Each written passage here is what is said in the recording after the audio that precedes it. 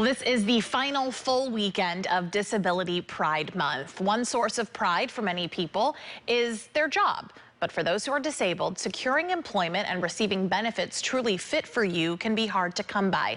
Not because those who are disabled can't do the job, but because there's a lack of accommodations and benefits provided by most employers. Now, one thing employers can do to help close that gap is to offer something called ABLE accounts. They've been around for about 6.5 years. Here to give us the scoop on them is Patricia Roberts. She's the Chief Operating Officer at Gift of College. It's a firm that actually educates employers about the value of these benefits and why they should offer them.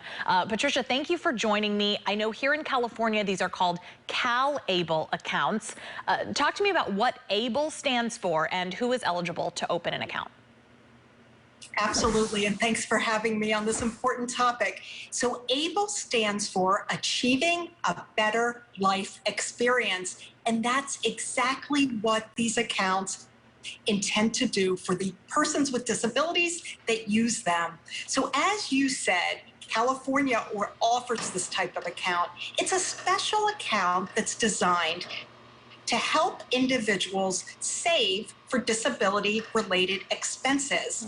And how it works is that up to $15,000 a year can be deposited in these accounts. And what's special about them is, as the ABLE account grows in value, no tax is owed on the earnings. And in fact, if the account value is used for a wide range of disability-related expenses, no tax is ever owed. So these are tax-advantaged investment and savings vehicles. And what's even better, Noel, is that these accounts do not have an adverse impact on individuals for qualifying for means-tested benefits like SSI and Medicaid. Okay, well, so talk to me just a little bit about who is actually eligible to open one of these accounts.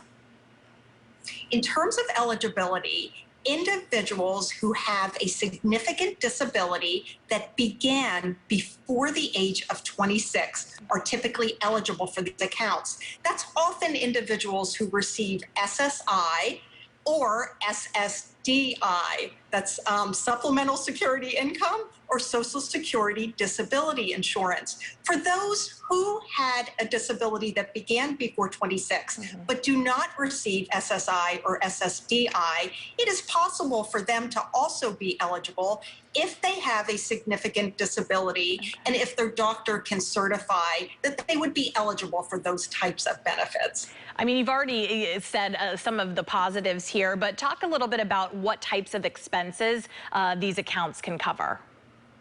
Sure. So these types of accounts can cover a wide range of expenses that help with an individual's overall well-being. That includes things like housing and basic living, education expenses, transportation expenses, the need for a personal assistant or assistive technology, even things like financial management or legal expenses. It really is a broad range of disability costs that can be covered with ABLE accounts. And I know if maybe you have a loved one who is disabled, or you yourself, of course, you can put money into these accounts, but your employer can also add funds to this. I know you have a brother, you said, you help put accounts in, or put money into his ABLE account. Talk to me a little bit about why an employer might want to consider offering this type of benefit to their employees. Absolutely, and you are correct. Loved ones can contribute to their family's ABLE accounts. That's a great thing to do for birthdays, holidays, and other special occasions. But even better, employers can contribute as well. And this is a fantastic benefit for an employer to consider offering for their employees who may have a disability, or individuals like myself who have a family member who does.